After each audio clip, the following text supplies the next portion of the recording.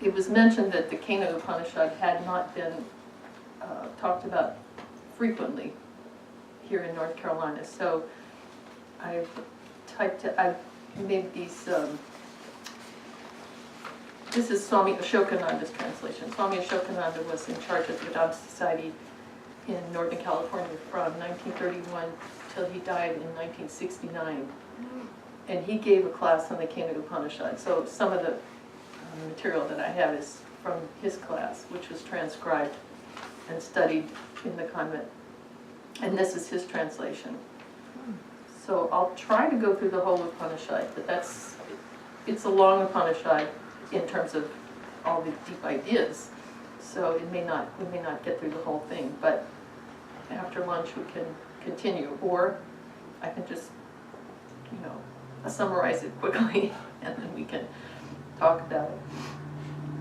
So all of the Upanishads have an opening peace chant and a closing peace chant. So the opening peace chant is Sahana Bhavatu. So I'll chant that first and then we'll discuss that first. Om Sahana Bhavatu Sahano Bhunaktu Saha Viryam Karavavai Tejasvinavati Tamastu Ma Vidvishavahai. Om Shanti Shanti Shanti. May Brahman protect us. May he nourish us. May we work together with great energy. May our study be vigorous and fruitful. May love and harmony dwell among us. Om.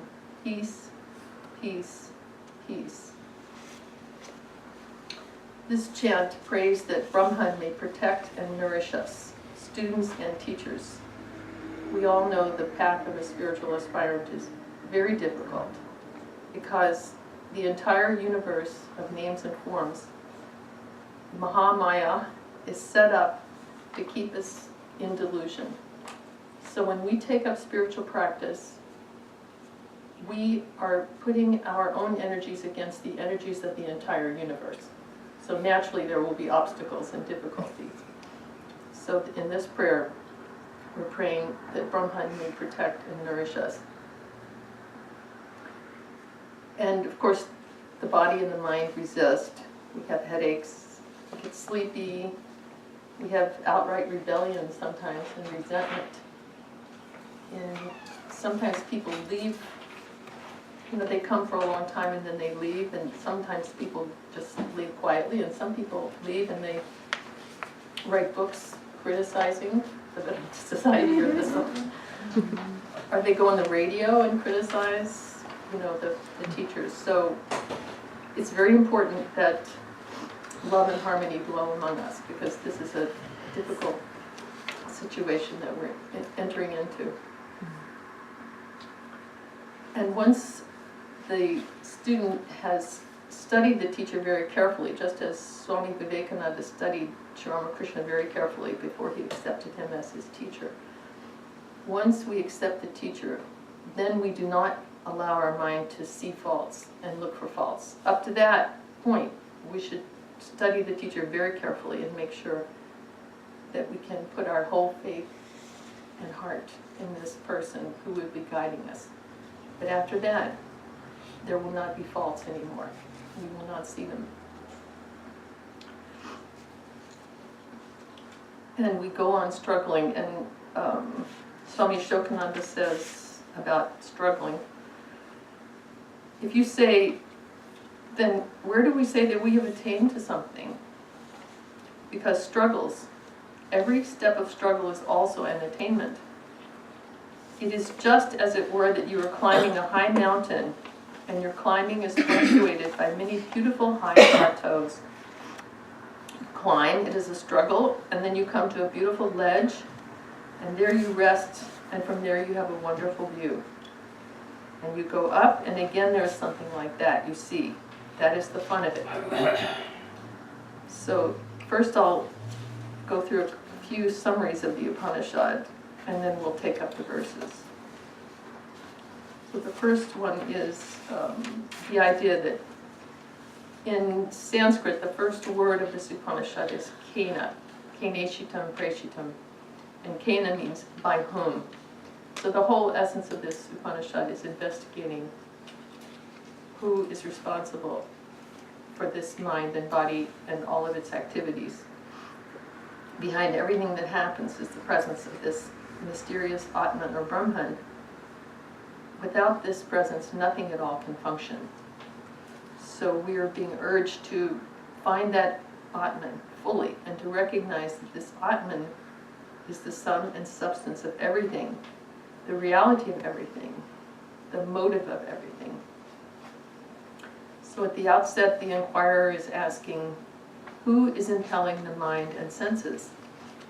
The answer is, it is being done by the all-pervading awareness, Brahman.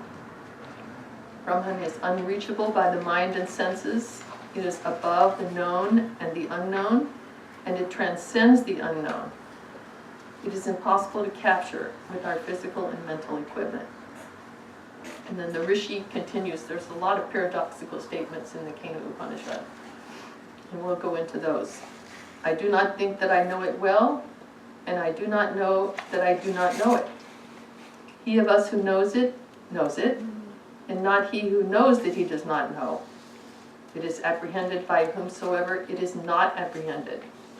By whomsoever it is apprehended, he does not know it. It is not known by those who know it. It is known by those who do not know it. Then he says, it is known by every ripple of thought. And then we have a story, which is an allegory of the whole thing.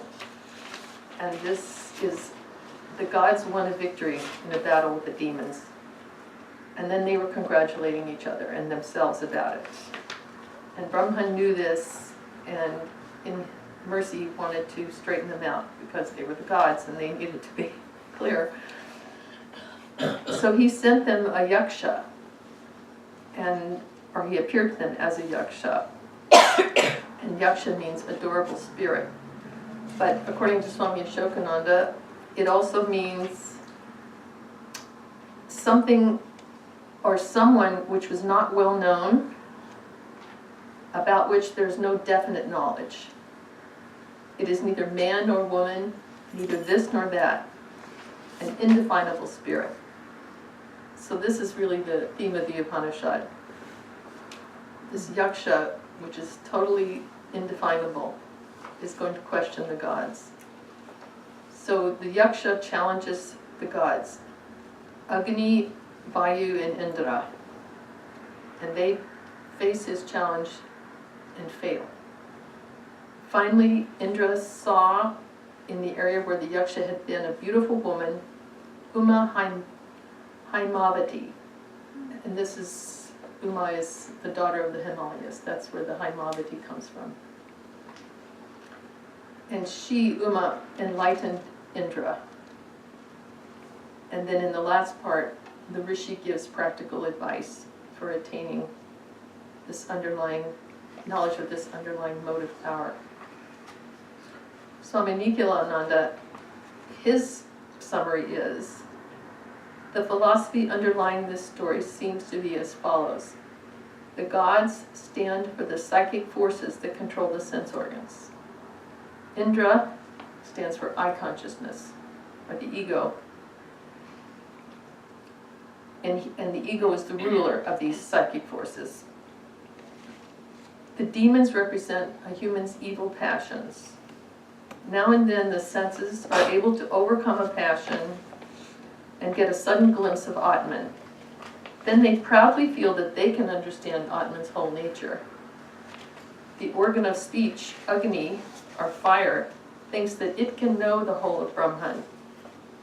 Prana, the vital force, here represented by Vayu or wind, thinks it alone controls a person's activity. They soon realize, however, the futility of their power, and they just have to leave the field defeated. And then the ego tries. and that's Indra. And he steps forward, and that yaksha disappears, the vision of Atman disappears. So then in the same area of the sky, the Upanishad says, appeared a beautiful woman. And that is Uma, or the grace of God, the power of Brahman, Shakti, and also the wisdom of the Vedas, Brahma Vidya. She destroys the wrong notion of the ego and the senses and reveals the truth of Brahman. So the aspirant gains the supreme knowledge. One cannot even have a glimpse of the indwelling Atman unless the evil passions are subdued. Finally, according to the instruction of the Kena Upanishad, Brahman should be meditated upon as pure intelligence, underlying every mental state. Swami Ashokanada also has a summary, and he often talks about the Western and the Eastern approaches to understanding everything. So he says, as everywhere else, the attempts at finding the solution of the great problems of life have been through the external world. Just as the Greek mind or the European mind wants to find the solution of life and of all the sacred problems of being by searching into the external world, so also did our forefathers, and just as the Europeans failed, they failed also. But the Western people never made a move more. They remained there. They failed in the search for the solution of the great problems of life and death in the external world, and there they remained stranded. Our forefathers also found it impossible, but they were bolder in declaring the utter helplessness of the senses to find the solution. Nowhere else was the answer better put than in the Taittiriya Upanishad, Yato vacho nivartante aprapya manasa saha, from whence words come back reflected together with the mind. Natatra chakshur gachati navag gachati. There the eye cannot go, nor can speech reach. There are various sentences which declare the utter helplessness of the senses. But the rishis did not stop there. They fell back upon the internal nature of man. They went to get the answer from their own soul. They became introspective. They gave up external nature as a failure, as nothing could be done there, as no hope, no answer could be found. They discovered that dull, dead matter would not give them truth, and they fell back upon the shining soul of man, and there the answer was found. So we'll start with the verses. Section 1, by whom willed and directed does the mind light on its objects? By whom commanded does life, the first, move? By whom is this word impelled that men speak? And who is the God that enjoins the eye and the ear? So the first words are Keneshitam Preshitam, by whom willed and impelled, wished and empowered. It is not the eye. As we know, the eye is, as they say, it's like the mule which is carrying a load of flowers. And it comes in to the town and people are so happy to see the flowers, and the mule thinks that it's what's being welcomed so nicely. The eye is just like that. It thinks it just takes credit for everything. But as we know, if someone has a tiny break in their neuron, they won't be able to see or speak or anything. So the ego is taking credit for absolutely everything, which is completely unjustified. Swami Ashokanada says the remedy for this is obedience to the teacher and humility toward everyone. This is how to try to keep the eye from pushing up and getting in the way. In the Gita, the verse says, in chapter 3, verse 27, a person overwhelmed by the sense of egoism thinks, I am the doer. Actually, God or Prakriti is the doer. We say, I speak, but as we know, linguists and neurologists have been studying speech for decades and almost centuries, and nobody can agree on how this works, how speech really emerges from the mind. So when we say, I speak, we're really taking on a lot, thinking that we are speaking.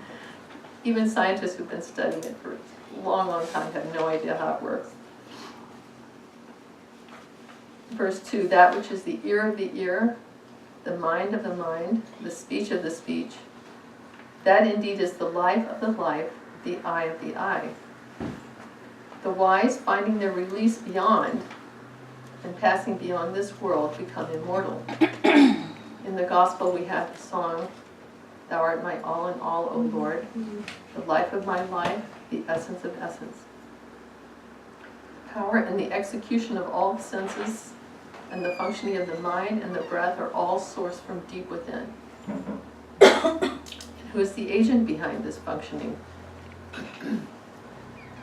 The external world forces us to breathe and speak and see. There was a Buddhist teacher one time who analyzed how even if you don't want to do anything, if you're lying in bed, eventually your body will make you get up. Everything is caused by desire of one kind or another. You have to take care of the body or take care of the mind. Excuse me.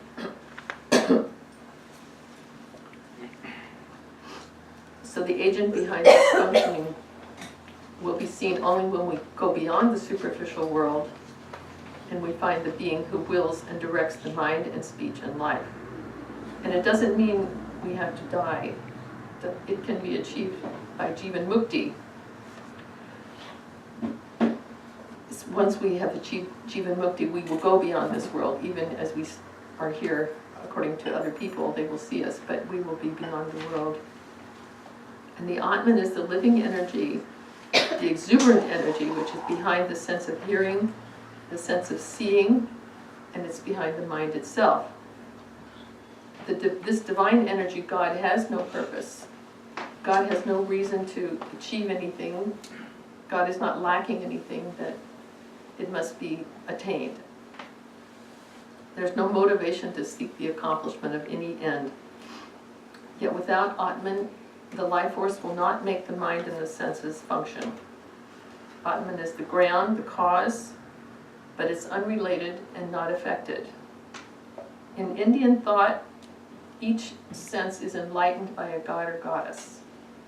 And there's that story in the sayings of Sri Ramakrishna about the gardener who had a mango sapling. He was very proud of his garden, and this cow came by and was grazing on the sapling. He was so angry and he started beating the cow, and he actually killed the cow. So then this really got around. Everybody was gossiping about this gardener who killed the cow. And he said, wait, the god of the hand is Indra. So Indra is responsible for killing the cow. When Indra found out about this, he appeared to the gardener as an old Brahmana, and he comes and he says, oh boy, those hibiscus are really beautiful. And the gardener's like, yeah, and I grew them. And then, what a nice crop of lemons you have on your tree. Yes, I really take good care of that lemon tree. And he went on praising the garden, and the gardener went on taking credit for everything. And then Indra said, so you've done all this, but Indra killed the cow? So then the gardener had to realize that he couldn't get away with that. So passing beyond this world, the verse says, we become immortal. So if we pass beyond the compulsion of speech, sight, hearing, and thinking, and we become free from the clutches of the mind and the senses, from both subjective compulsion and objective compulsion, then we are free from changes, and therefore we are free from mortality. So we will go beyond the world and become immortal. Verse 3, there the eye goes not, speech goes not, nor the mind. We know not, we understand not how one can teach this. So how can this which the mind cannot form a conception of, what to say of coming up with words to express it, be taught to anyone? How can this possibly be taught? That is why the Vedas are often cited as the major proof of Brahman. This has to be heard about from someone who has realized it, because the mind can't just come up with this idea that there is Brahman on its own. Other indeed, verse 4, other indeed is it than the known, and also it is above the unknown. Thus have we heard from the ancients who have explained it to us. Other indeed is it than the known. That's neti neti. We all know this formula. Not this, not this. These forms, these sounds, the world that comes to us through our sense of touch, our dream world, none of these are Brahman. It cannot be known. It is other than the known. Our mind is like a little cricket, and it thinks it can know the entire universe, like the ant that went to the hill of sugar, and the hill was as high as the Himalayas, and it takes one grain, and it thinks, next time I'm taking the whole hill. This is the way the mind thinks it can know these things, but it's just silly. And then it is above the unknown.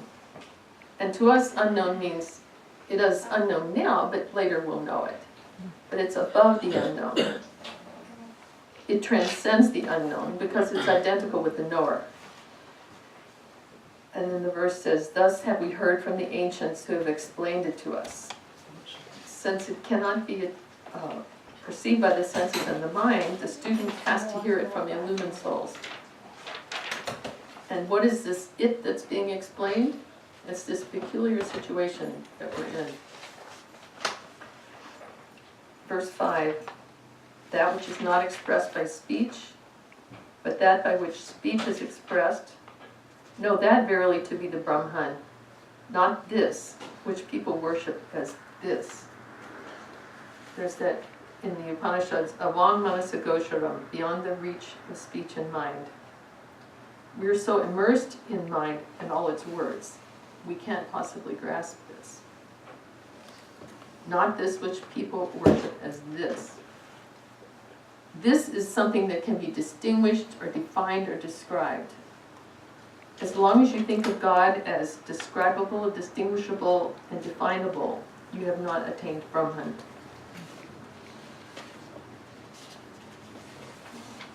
And then section 2, if you think, I know well, only very slightly indeed you know the nature of Brahman. What thereof is yourself, and what thereof is in the gods. So then I think that what is known by you should be investigated.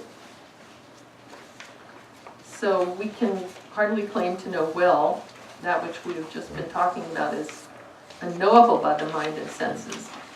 We have mental conceptions, and by definition, they can't know the infinite. Swami Ashokanada explains what thereof is yourself and what thereof is in the gods. That part of the divine nature which is you yourself, which has become the individual souls, and that part of the divine nature which has found expression in the gods.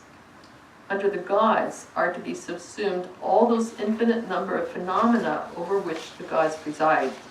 So it is being said by saying, the nature of Brahman, what thereof is yourself, and what thereof is in the gods, that we are referring to the whole of the universe, living and non-living.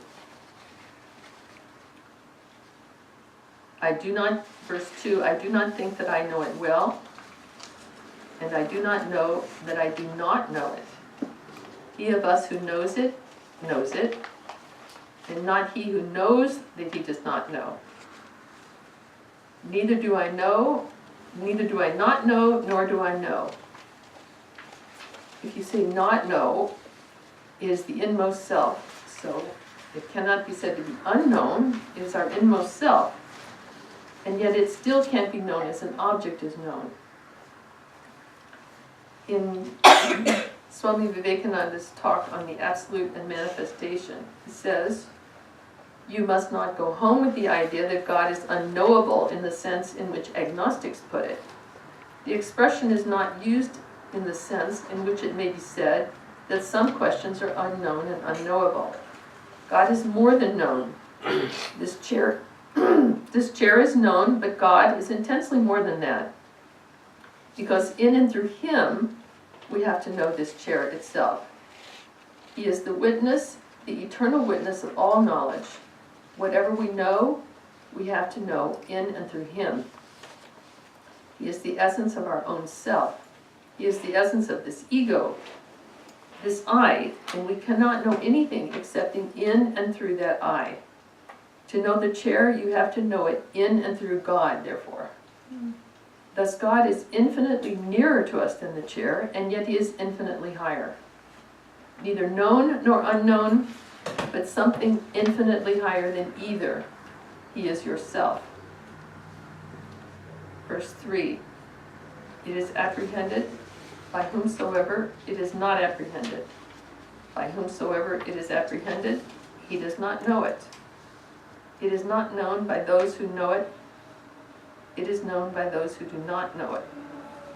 This is similar to the story of the two sons who were taught by their father about Brahman.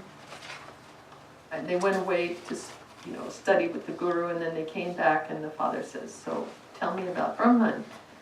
And the one son starts into a long talk and gives a very learned lecture, very philosophical, all about Brahman. And the second son, when the father asks him, he keeps silent. And the father says, yes, you have known Brahman. So it is apprehended, it is not known by those who know it, it is known by those who do not know it. There's also the story about the teacher who had older disciples, and the teacher was sitting under the tree, and the disciples were around him, and there was just silence, but he was teaching by his silence. So that's symbolic also of this unknowable nature.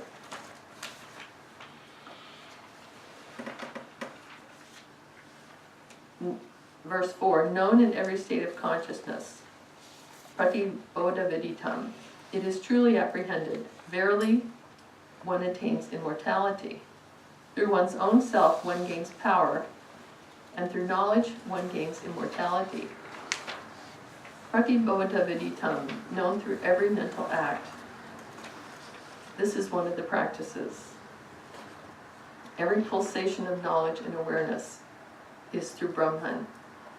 And our practice is to recognize the presence of this infinite consciousness, even in every act of sense perception. Swami Ashokanada talks about this verse. He says, Atmana vindate viryam, because the verse says, through one's own self one gains power. Man gains energy through the knowledge of the Atman, says the Kena Upanishad.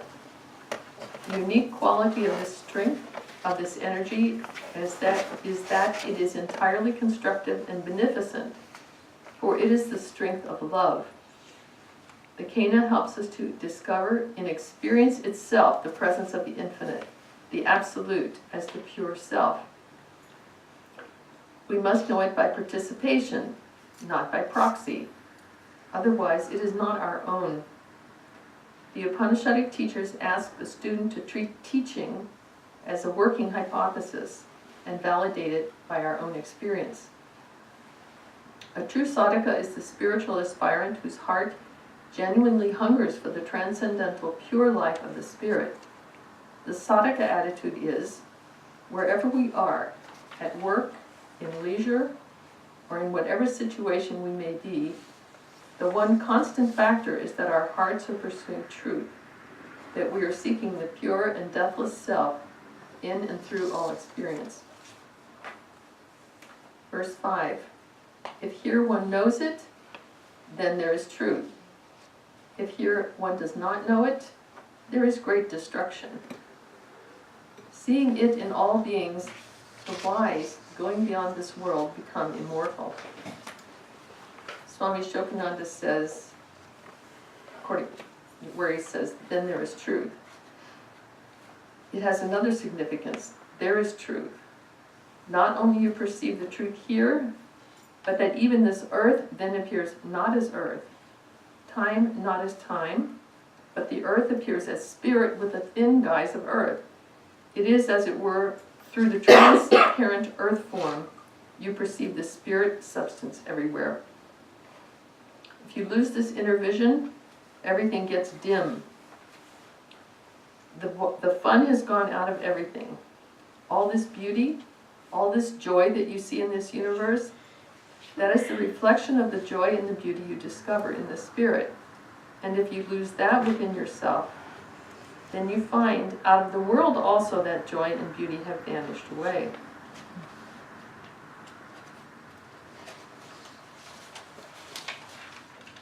So the 6 through 9, these verses all end with the same, that verily, know that verily to be the Brahman, not this which people worship as this. And it's that same explanation as before, that if you have something definable and describable, that is not Brahman. So verse 6, that which one does not think with the mind, but that by which they say the mind is thought, know that verily to be the Brahman, not this which people worship as this. So we have to face that the mind cannot think that which powers the mind itself, that which creates the mind, its flow, its concepts, its conclusions. The self is of the nature of awareness, and it cannot be known by the mind, because it is that in and through which the mind itself knows and functions. There's that song, maybe some of you know, about the inchworm. Inchworm, measuring the marigolds. Yeah. Has anybody ever heard that? You and your arithmetic will probably go far, but then it says, inchworm, measuring the marigolds. You would think you would stop and see how beautiful they are. So this is the mind. It measures everything, but it doesn't understand the beauty within, from within. Just one question. Can I ask? Please, anyone ask questions. You have been telling what Swami Ashokanada said, or Swami Ranganatha said. How did they know about Brahman? Well, I have always assumed that they were both enlightened. Yes. Yeah. So Brahman is not an object that one can know, but there is something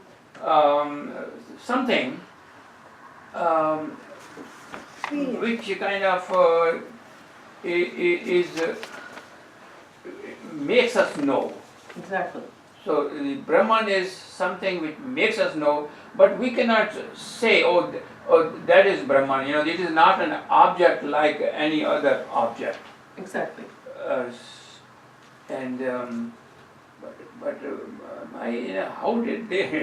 did they know? Through meditation on Brahman, and if it is not some substance, how can we meditate on something which we cannot see, which we cannot feel, which we cannot this? How can we meditate? I've always had the idea that, although we cannot really meditate on the infinite because our mind is finite, and meditation is to some extent a faculty, an activity of the mind. At the same time, Ramakrishna says, when you leave the east, you come closer to the west. When you leave the world of the senses, when you neglect the world of the senses, and you try to embrace the world of spirit, then little by little you will move closer to that. But of course it takes the grace of Divine Mother to really open the door. But it's not that the mind will, suddenly encompass the infinite. The mind has to be destroyed in the process of meditating on Brahman. It has to die out because it tries to grasp the infinite and cannot grasp the infinite. I think that's, yes? As he was saying that how can we meditate on an infinite with a finite mind, but that's why the form comes in with the whether it is avatar or any deity or the Om or symbol. So for us, we have a finite mind, we cannot think of Brahman as infinite. We just meditate on one chosen deity or a chosen avatar or a chosen symbol. That's the way, and then by and by, someday with the grace of God, you experience and realize Brahman. you don't see Brahman, but you realize and experience Brahman. That's my Yes, idea because, is. I mean, one can't see what one is. I mean, Right. You the final don't stage see, of but nirvikalpa you samadhi. experience and feel. Well, you lose your sense of You lose- individuality completely. Yeah, Brahman cannot be seen or heard or spoken or something like that. It has to be within you, and then you become thou art you and you are thou. When that becomes the realization of God.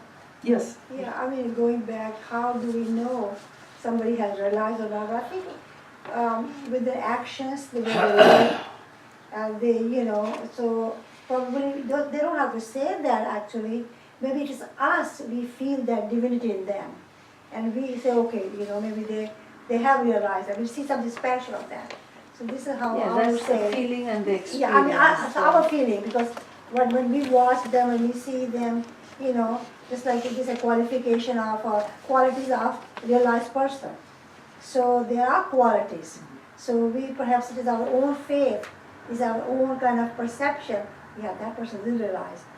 So I think that's probably is but I don't think somebody Raghunath will come or somebody Ashokanada will come and say, I know the Brahman, I know what Brahman is.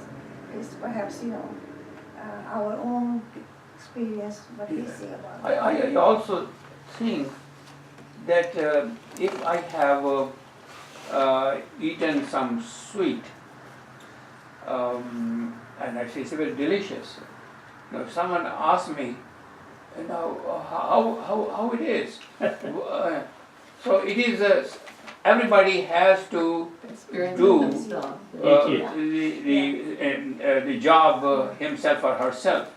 So if you want to know how delicious that is, then you have to eat the sweet yourself and find out how delicious. I cannot describe it.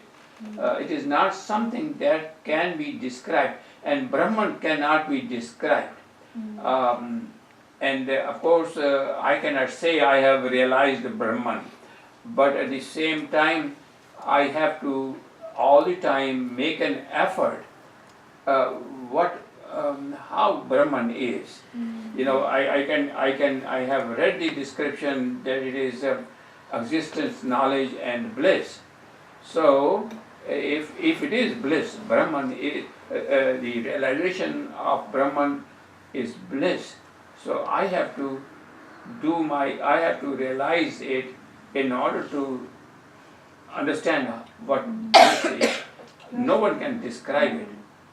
Is it so? I think that the teachers try to describe, the nature of spiritual experience because they want to encourage us to make these amazing efforts that we have to struggle all the time. So they try to describe it, but even Ramakrishna, remember, he tried to describe nirvikalpa samadhi, and he said, "Mother is holding my tongue," because beyond a certain point, the mind and speech can't go there.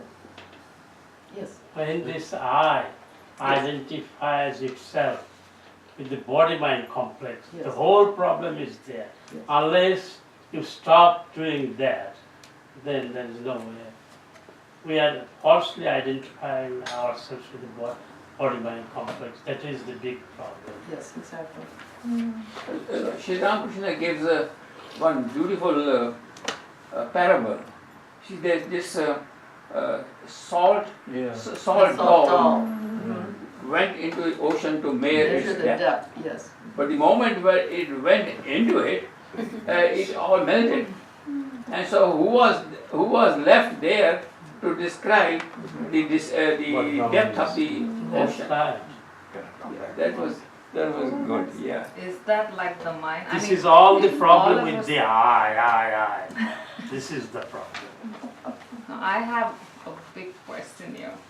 If all of us here are on our path to try and see Brahman, but if the end result is losing your mind, are we nuts to be doing this?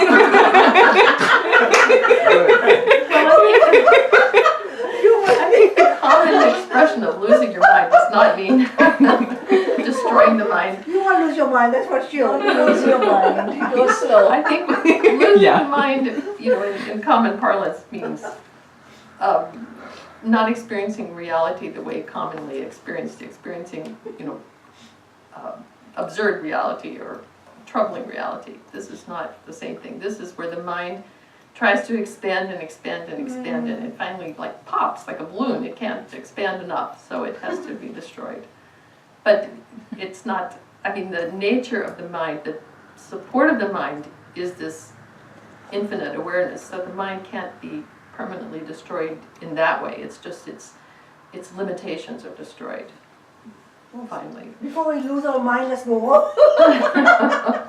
I'm afraid. What I feel is this mind should not be destroyed, but the reflection of Brahman that we have, myself, should dominate my mind, such that it can control that it is controlling everything. Can be. Then and then, perhaps, This I and mine, you have to give up. myself, if I want to see, I need to dominate myself, need to dominate all of those, make it secondary. And then that is the one which is the primary. But how to know? That you need to be without ego, you need to be, you need to sacrifice everything, you need to have truth, love. We do not have 100% of those things. We need to have those things 100%, and then perhaps we can try to realize that self. Now I have a question there. As Brahman was treating that you burn the straw, wouldn't do it, Agni could not do it, Vayu, all right, make this straw to go, could not do it. And then Indra came. When Indra came, he also fell. During who appears? Uma. Why Uma, not Shiva or Krishna or something else? Can you tell us why it is Uma? Well, I'll get to that in the next section when I go over the story. You had a question? Yeah, the question I had is if Brahman is everything that exists, then who is this fellow? Who's this? Who's this fellow? I discovered it. Yeah, this fellow is the idea that I am separate from you, that I am a woman, you are a man, this idea that I was born in a certain year and I live in a certain place. It's a mental construction, but it's not ultimately real. When Vedanta says something is unreal, the idea is that it's not permanent. It doesn't mean that it doesn't exist. It means that its existence is temporary. The only thing that's permanent reality is the infinite. So this temporary reality of individuality is just a phantasmagoria of ideas. We can't remember when we fall asleep. We wake up, but we don't know at what point we fell asleep. And in the same way, we don't know at what point we started seeing ourselves as individuals. It's impossible to know that. In Vedanta philosophy, there's these ideas that some things have a beginning and an ending. Some things have no discernible beginning, but they have an ending, and this is in that category. It does have an ending because many people have experienced the end of it, and they become merged in the universal spirit. But of course, this whole question of why Maya and how this all happened, it's because we're asking it within the framework of Maya. We can't possibly answer it because the framework is the problem. So there's no answer within the framework of the problem. This is the one biggest thing I face. If Sri Ramakrishna says, what is Brahman cannot be described. So then, how do What is the point of spending time? How do we go after it? This is what I do not understand. Well, this to me is why we have human bodies and human minds, because they're just such a nuisance in every way. You want to get rid of, you want to, Then we are not there. rise above these limitations. You want to be unlimited. You want to not feel resentment or distraction or misery. And we hear that Brahman, or God, the divine spirit, is beyond all those. So we strive to go beyond them. Whether we can conceive of Brahman or not, That's different. we know it's not this. That's different, yeah. At least it's not this. So is the this in this passage, is it whatever form or formless thing that each one of us individuals in our knowledge assume it is? And it's like we go to the temple and we say, okay, this deity is God, but it is not really. Yes, it is really. It is really, because it's like a conduit. I mean, it is, but it is not, right? I mean, No, the it God, the is. statue is not God, but it is. It is. I don't know how to. It represents that It is a yeah, manifestation you of see Brahman. God in that. Yeah. It's not, that's not a God, it's the movie. Because of our Yeah. limitation, we see it that way. But You Brahman is see not the God in deity, it. but the deity is the Brahman. So is that how we can understand this word this? What this? Oh, you mean this, Worship. not what people worship as this? I mean, Yes, for I think- anything we say this, Mhm. understanding what that word this stands for Mhm. within the limitations of what we perceive with Yes. whatever we've been given. And But it when- might be different for somebody else. But when we say this, I mean, to ourselves, we salute Sri Ramakrishna, Holy Mother, and Swamiji, and we realize that they are manifestations of Brahman. Through worshiping this manifestation of Brahman, it's better than worshiping the manifestation of Brahman through a car or a dog. I mean, it's such a high concept that by worshiping these amazing qualities of these wonderful people who have lived on this earth, fortunately Brahman has taken that form to help us as like a window to see. Just like Sri Ramakrishna tells in the gospel, where there's a there's a wall and there's a hole in the wall, and through that hole you can see the infinite. Then the avatara, or the great holy personage, is that hole in the wall. So the infinite is beyond, but that's a way to see the infinite, is through that. That's my understanding of it. That's very, that makes a lot of sense. But the Hindus, as I read Upanishad, I'm sorry, which one? dreamless sleep, those who have, Mhm. we call them Prajna. The other name of Prajna are the Ishar, God. And these are the deities that Hindus worship. They really do not worship Brahman. They worship those deities which we call Prajna, those who go through dreamless sleep. Am I correct in my understanding? Well, that's the Mandukya Upanishad, and I mean, all those different terms that are given in, I think it's the 8th verse that goes through all those different terms. I don't think I can really answer it that way, because, I mean, Hinduism has 33 million gods. So, and yet all of them are conduits to Brahman. Pathway to go Yes. to Brahman. Mhm. It depends on the sincerity of the aspirant. If the aspirant is really seeking the infinite and not prosperity, for example, through worshiping God, then that will be the path to Brahman. I'll move on to the story. Brahman, it is said, conquered once for the gods, and the gods glorified in that conquest of Brahman. They thought, ours indeed is this victory, and ours indeed is this greatness. The word in Sanskrit is amahiyanta. The gods were making much of themselves, Swami Ashokanada said. What is the word? Amahiyanta. In our day-to-day life, when I rejoice, or I am when I'm deeply hurt with sorrow.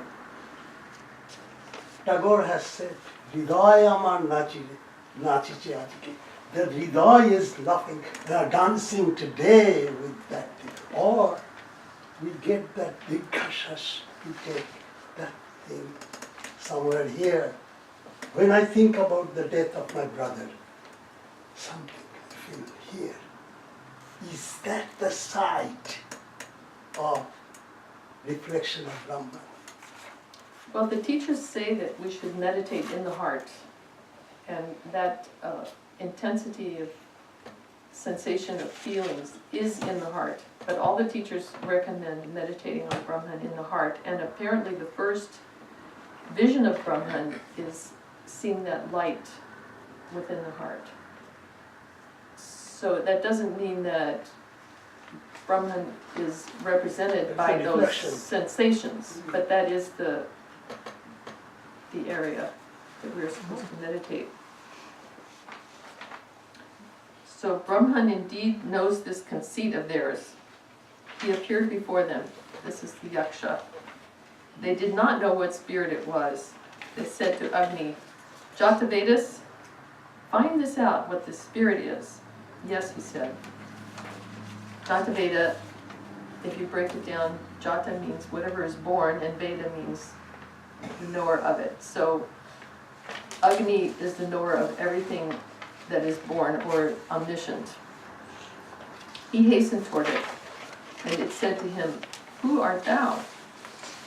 Agni replied, I am Agni, indeed, I am Jatavedas. So it gives his special title. He again asked, What power is there in thee? Agni replied, I can burn everything there is on earth. So the Yaksha placed a blade of grass and said, Burn this. He went toward it with all speed, but could not burn it. He returned thence and said, I have not been able to find out what this spirit is. Then they said to Vayu, air, Find this out, what this spirit is. Yes, he said. He hastened toward it, and it said to him, Who art thou? Vayu replied, I am Vayu, indeed, I am Matarishwan. Matarishwan means the courser of the atmosphere. Wind goes everywhere, throughout all the layers, the troposphere, the stratosphere, the mesosphere. And that's really a very confident self-designation on Vayu's part. I'm always moving, I go everywhere, I pervade the subtle space. This also represents intelligence, because intelligence pervades everything. Yet, intelligence or reason cannot grasp Brahman. He asked Vayu, What power is there in thee? Vayu replied, I can blow off everything, whatever there is on earth. He placed before him a blade of grass, saying, Blow off. Vayu went toward it with all speed, but could not blow it off. He returned thence and said, I have not been able to find out what this spirit is. So reason cannot grasp Brahman and comes away defeated. So Agni goes first, because Agni, I think most people know, is the mouthpiece of the gods. When there is a homa fire, the fire receives the offerings and delivers them to the gods. So Agni is the mouthpiece. He also is like the herald, make way for the Lord. Make way for His Majesty. He's the god of speech, and fire was the mouthpiece to receive the offerings. Fire is latent in everything in the universe, as we know, and atom is basically energy. So fire is present in every tiny space in the universe. And Jataveda means whatever has been born, and the knower of that. So Agni pervades everything. And then, because speech represents knowledge, and all information requires words, so fire represents the knower of everything. But Agni could not get anywhere with his words, so he turned back defeated. Swami Ashokanada uses this story of failure to reassure us. He says, we should count failure as strength, not only success. It's a brave person who can count defeat as strength. A life of continuous victory is half revealed. Truth is beyond victory and defeat. One who is undepressed by any catastrophe has achieved freedom from the power of everything in the universe of phenomena. So then in verse 11 they said to Indra, O Maghavan, find this out, what this spirit is. Yes, said he. He hastened toward it, but it disappeared from before him. When in the same region of the sky, he, Indra, came across a lady most beautiful, Uma, the daughter of Himavat, and said to her, what is this spirit? She replied, this is Brahman, to be sure. And in the victory of Brahman, indeed, do you glory thus. Then only did he, Indra, know that it was Brahman. So many commentators consider Indra in this story to represent the Jivatma, this individual soul or ego. And he received the grace of Uma, Vidya Shakti, the power of knowledge, the benevolent side of Mahamaya. As you know, there's Vidya Shakti and Avidya Shakti. So this Uma represented the benevolent side of Shakti. And the teachers say that when the Yaksha disappeared, Indra became thoughtful and sat and meditated. And he concentrated with humility and longing. So the divine benevolent power was gracious to him and revealed the truth. So the point of the story indicates that it is the power of Brahman that makes everything possible. Without the power of Brahman, without Brahman, we cannot accomplish anything.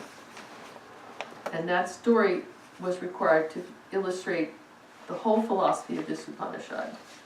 That it is motivated by Brahman, that our life force works, that our mind thinks, our senses function, and so on and so forth. So Indra really had an experience with Brahman. So what exactly is spirit when we are talking in this This context? Yaksha. Well, this Yaksha was Brahman appearing as this unknowable spirit.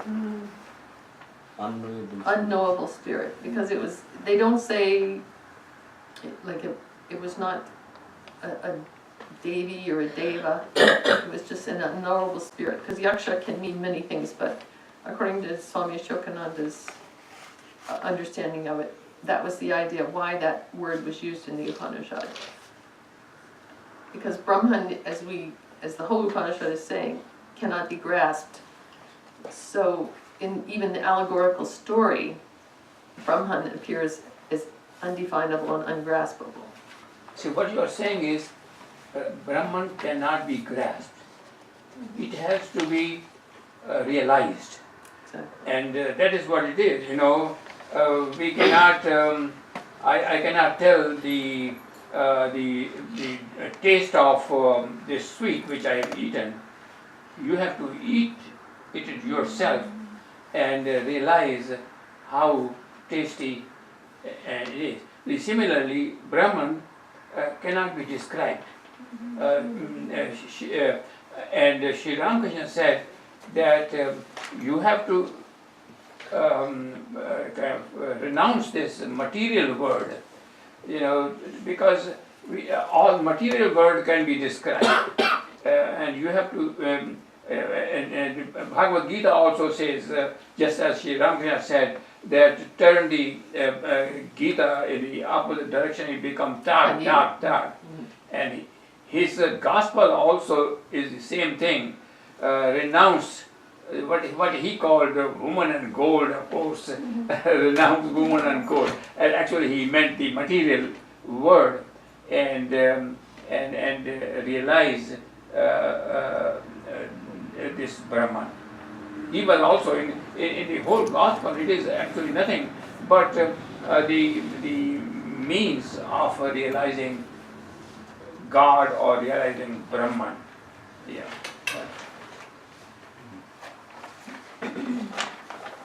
So Uma in this Upanishad is called Bahusho Hamana, which means extraordinarily effulgent. The translation said very beautiful, most beautiful woman, but the Sanskrit was Bahusho Bhumana, which means extraordinarily effulgent. And we have in the Devi Mahatmyam, all types of knowledge, O goddess, are different forms of thee. So this form of the goddess is all knowledge, vidya. And Shankara says that spiritual knowledge is the most luminous of all luminous things. That's why this extraordinarily effulgent is the right epithet for Uma in this Upanishad. So then, therefore, these gods, Agni, Vayu, and Indra, surpass greatly other gods, for they it was that touched Brahman closest, for they indeed for the first time knew it was Brahman. So those intelligence and speech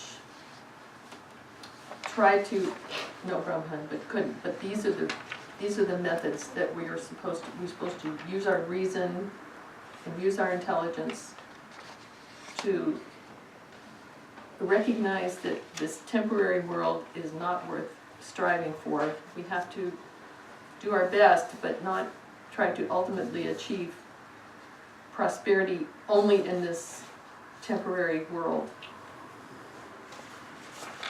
And Indra surpasses greatly, as it were, the other gods, because he came into close contact with Brahman. He indeed for the first time knew that it was Brahman. So we saw that Indra received the grace of Umahai Mavati, so he is considered the first among the gods in this Upanishad. Verse 4, of this Brahman there is this teaching. This is, as it were, like the lightning that flashes forth, or the winking of the eye. This teaching is concerning the gods. So the teaching, the word teaching in this verse is adesha, and that, Swami Ashokanada says, is an instruction which is compulsive. And it's compulsive because if there is truth in it, it has a compulsion about it. And the lightning, like the lightning that flashes forth, or the winking of the eye. In the Gospel, Sri Ramakrishna says, now and then a man catches a glimpse of his real self and becomes speechless with wonder. At such times he swims in an ocean of joy. It is like suddenly meeting a dear relative. Yes? Could you please repeat the Adesha part? I The mean, what word is instruction with of this compulsion? Brahman there is this teaching, and that word teaching in the verse is adesha. And Swami Ashokananda says, using that particular form of the word, of the translation of teaching, is because adesha means instruction, something that has a compulsion about it. And it has a compulsion because it has truth. And truth has its own compulsion. So Swami Ashokananda says, when ignorance is removed, when the first vision comes, the scales fall off from our eyes. Or a screen has been removed quickly with lightning speed from the face of reality. And then we see the whole of reality, this infinite reality flashing before us, and immediately again it closes. So in beginning to have spiritual experiences, at first it's like a lightning flash or like the winking of an eye, something very sudden and a very quickly opening and quickly closing. And because the individual has had this little tiny glimpse, then we have renewed vigor for our sadhana, and we keep struggling more and more to have this glimpse again. He talked about Sri Ramakrishna's vision that he mentions, Sri Ramakrishna mentions in the Gospel, where he was making a hole and it kept closing, and he keeps making this hole and it keeps closing, and finally it becomes a big hole. And Swami Ashokananda says, it is like that for a spiritual aspirant. We struggle and struggle, we have tiny little glimpses, and then everything closes up again, and we feel like we'll never have that glimpse again. And we go on struggling, and finally, after many short glimpses, then we have a major breakthrough. So that is what this verse is referring to. And there's a little selection in the Imitation of Christ. I don't know if any of you read that book. That was one of the books that Swami Vivekananda, when he traveled around India, he took it with him. And this verse says, "Mind what thou art about. Labor faithfully in my vineyard. I will be thy reward. Write, read, sing, lament, keep silence, pray, bear adversities manfully. Eternal life is worth all these and great combats. Peace shall come on one day which is known to the Lord, and it will not be day or night, such as it is at present, but light everlasting, infinite brightness, steadfast peace and safe repose. Thou shalt not then say, who shall deliver me from the body of this death? Neither shalt thou cry out, woe is me that my sojourning is prolonged. For death shall be no more, but never failing health, no anxiety, but blessed delight, and a society sweet and glorious." So all the traditions speak of this realization. 5. Now the teaching concerning the self. It is this toward which the mind appears to move.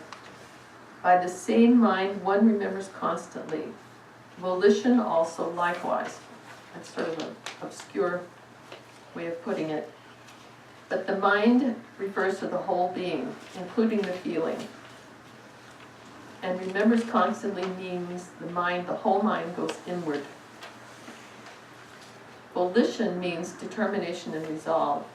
If we have a tiny glimpse, we have much greater determination and resolve to go on with our practices and surmount all the difficulties. The mind is irresistibly attracted to this divine reality, having had a tiny glimpse. And then it gathers itself fully with deeper determination. One doesn't just cultivate a state of willpower, but willpower tinctured with devotion to God. Because this vision is so lovable and so beautiful that it engenders this devotion as well. So verse 6, Brahman, the object of all desire, that verily is what is called the dearest of all. It is to be meditated upon as such. Tadvanam is the dearest of all. Whoever knows it thus, him all beings seek. Tadvanam means the dearest of all, the essence of all beauty and love and of all attraction. Shankara says, Brahman is well known by this name of Tadvanam because it is the innermost self of all beings and therefore the most adorable, the most worshipful. You know, the teachers say, at least Swami Prabhupada used to say, this I is the sweetest thing. When someone says our name, that is the sweetest sound. Mm-hmm. So that inner being is the sweetest of all, and that is Brahman. And we have to, as you were saying, move beyond this identification of this small body and mind and realize that that sweetness and that attraction is from Brahman. And whoever knows it thus, him all beings seek. That's sort of what you were saying about these teachers. They become very attractive, just as Ramakrishna says, when the lotus blooms in the forest, bees find it. It doesn't have to put out a signboard. So these people who have realized Brahman, they are very attractive to other people. At least to people who have some spiritual inclinations. We had a devotee in San Francisco when I first was there, and I didn't notice her at all at first. And I realized later, much later, that the reason I didn't notice her is that she was so enlightened that she did not project her ego. And she was about 68 or so. She was really beautiful, but she did not project her ego at all. She was just very quiet, beautifully dressed. She was the treasurer of the Vedanta Society, but you just didn't notice her. You had to actually be told by people that she was really something. And then when you got to talk to her, you realized, one time we were cooking, and she was in charge of the cooking, and she asked me if I liked to cook, and I said, she asked me if I was a good cook, and I said, if I put my mind to it. And she was saying, for the Lord, we put our whole mind on it. She was very encouraging, and we all loved her very much. She was one of Swami Ashokanada's closest disciples. And the story is that when she was initiated, she saw every face as Sri Ramakrishna. So even in her initiation, she was already, a very advanced person. But this being attractive is really true. So 7, the pupil says, "Sir, teach me the secret Upanishad." The teacher says, "The secret has been taught to thee. We have taught thee the secret relating to Brahman." And the Upanishad means, as probably most of you know, sitting near. And the reason is the student sits near the teacher and has a loving, close relationship with him or her. And the teacher's heart opens to the student and gives out the secret of spiritual realization.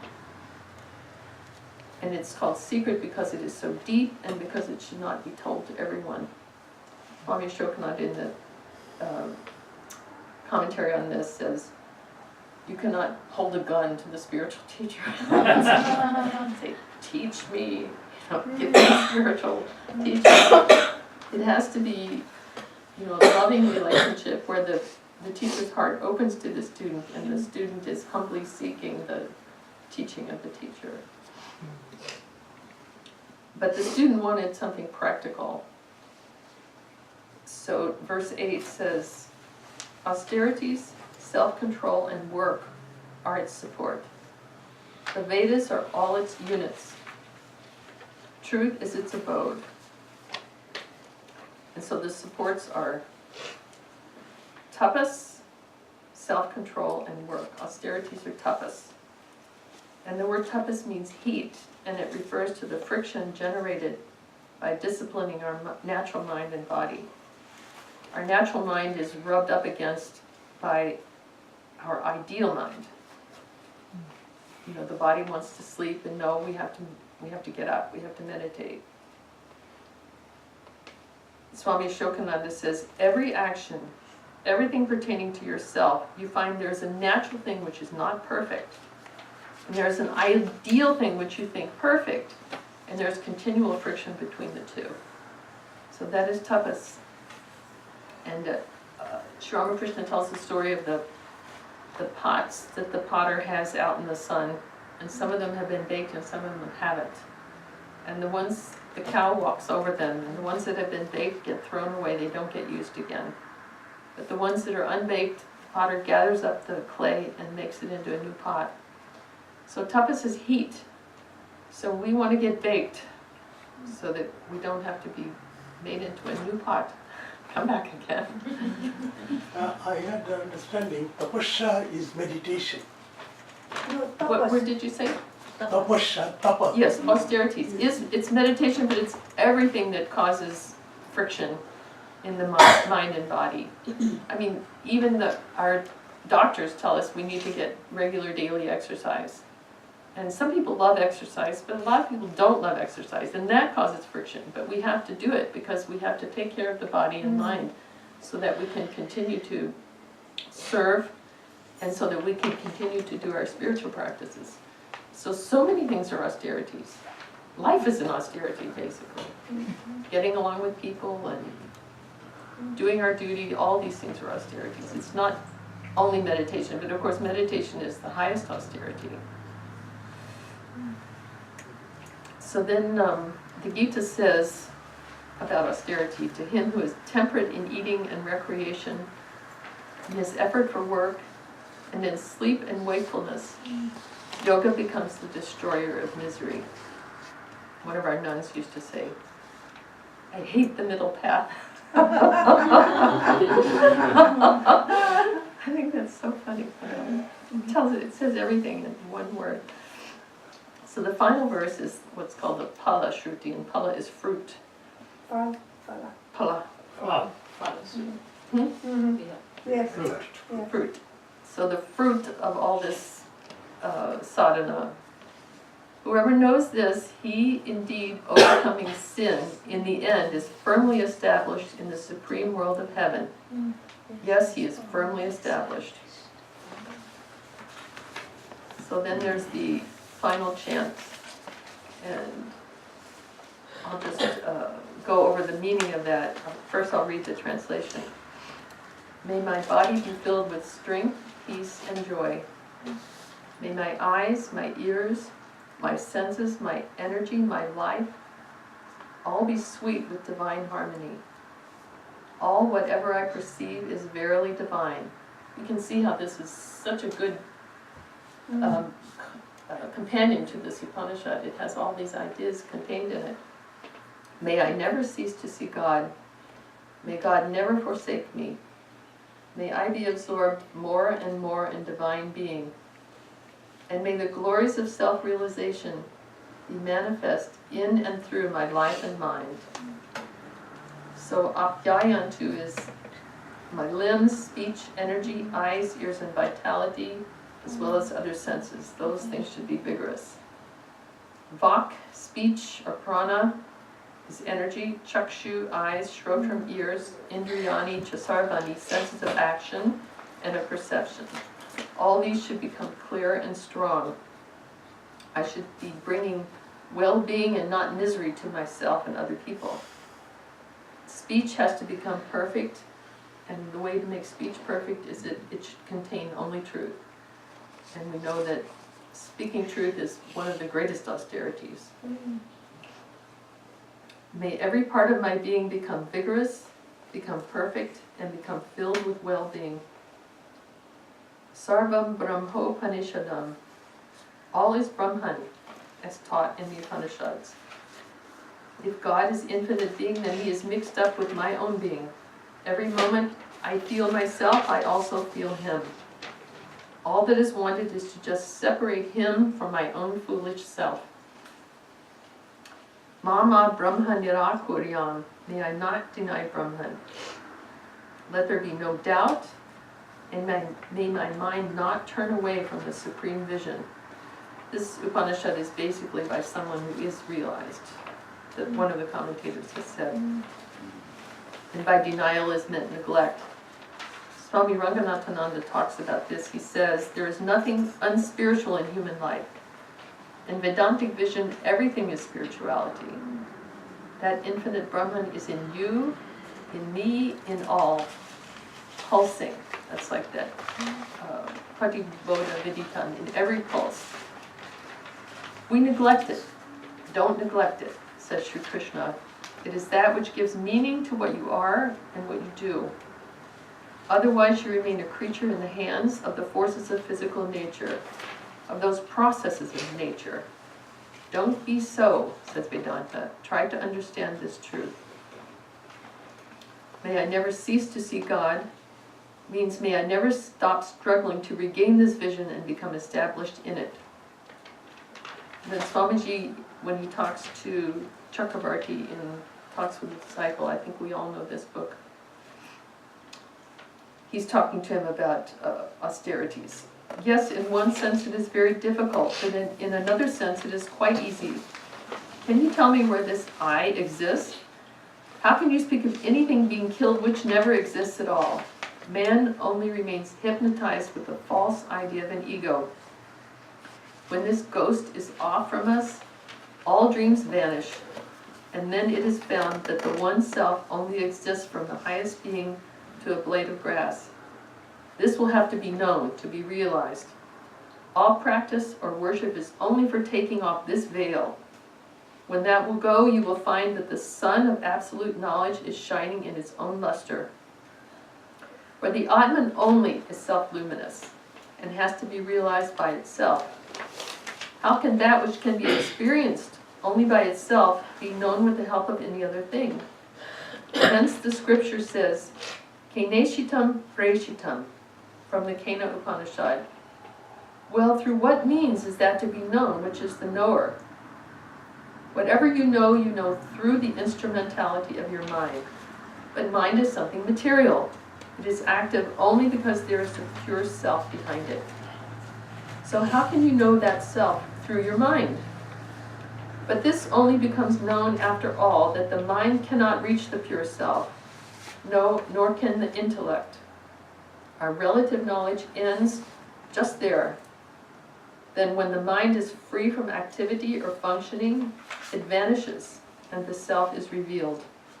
This state has been described by the commentator Shankara as supersensuous perception. Disciple. But sir, the mind itself is the I. If that mind is gone, then the I also cannot remain. Swamiji says, yes, the state that comes then is the real nature of the ego. The I that remains then is omnipresent, all-pervading, the self of all.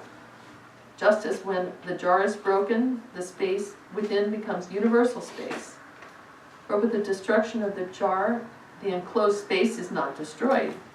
The puny I, which you were thinking of as confined in the body, becomes spread out, and is thus realized in the form of the all-pervading I, or the self. Hence, what matters it to the real I or the self, whether the mind remains or is destroyed? What I say you will realize in course of time. As you go on with proper hearing and proper thinking, you will fully understand it in due time, and then you will go beyond mind. Then there will be no room for any such question. Hearing all this, the disciple remained quiet on his seat, and Swamiji, as he gently smoked, continued, how many scriptures have been written to explain this simple thing, and yet men fail to understand it? How they are wasting this precious human life on the fleeting pleasures of some silver coins and the frail beauty of women. Wonderful is the influence of Mahamaya. Mother, oh mother. Women take all the blame. Women take all the blame. And Sri Ramakrishna has the song, thou it is that dancest, Lord, and thou that singest the song. Thou it is that clappest thy hands in time with the music's beat. But man, who is an onlooker merely, foolishly thinks it is he. Though but a puppet, man becomes a god if he moves with thee.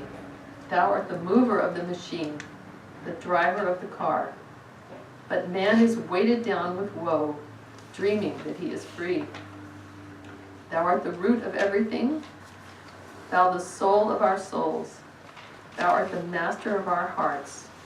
Through thine unbounded grace, thou turnest even the meanest sinner into the mightiest saint. So I think Sri Ramakrishna's song also sums up the Kena Upanishad. I have a question, but you can answer after we come back. No, okay, I mean, should we stop now? no, just like, yeah, you can sum this up and then we can, maybe Well, after you can lunch. ask now, we still. The only thing I'm saying is that, we talk Brahman, this is what to be realized, okay? But at the same time, even first time Swami Vivekananda was touched by Sri Ramakrishna, I said, what are you doing to me?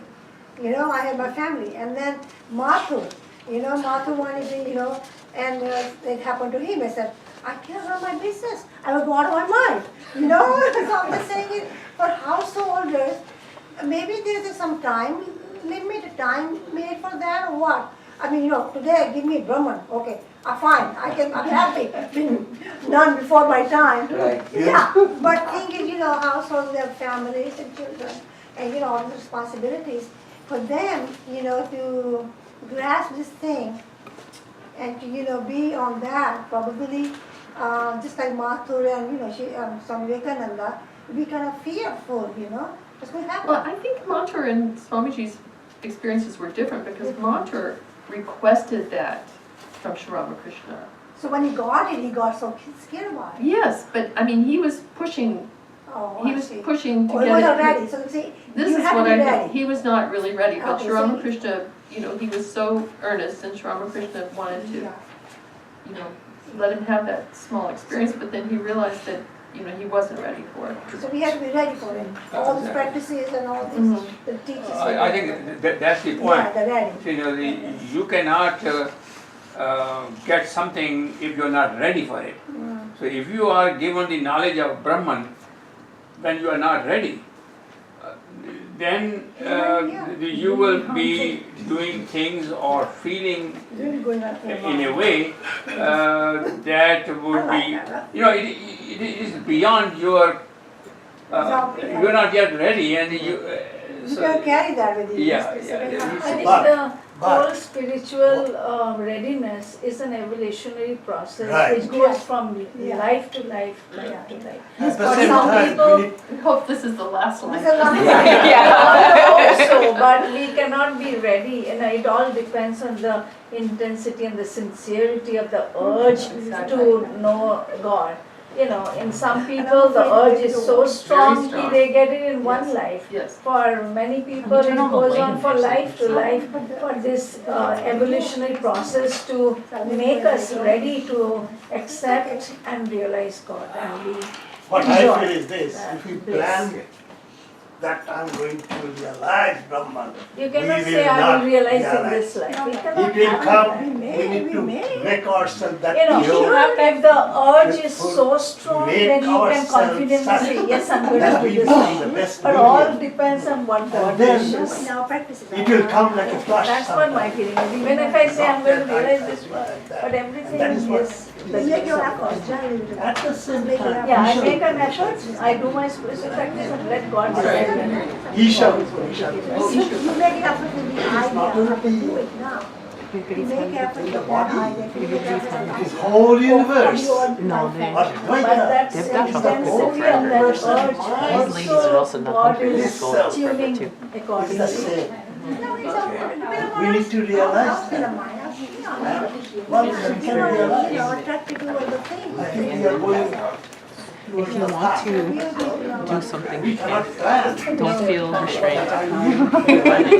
What am I Become that is We are closing it now, then? Well, yes, I'll chant that final chant. That's good. I'll chant too. And everybody else, she's done. And I'll chant.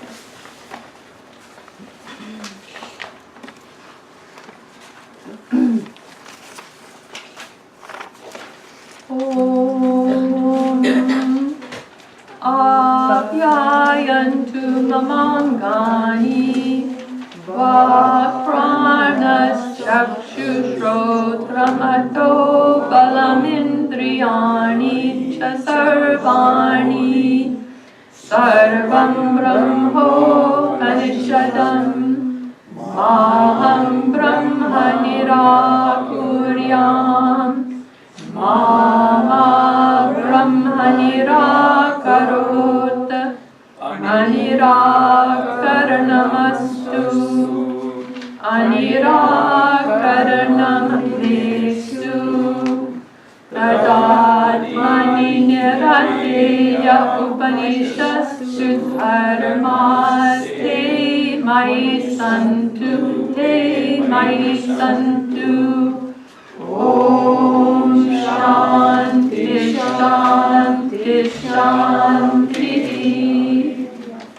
May my body be filled with strength, peace, and joy.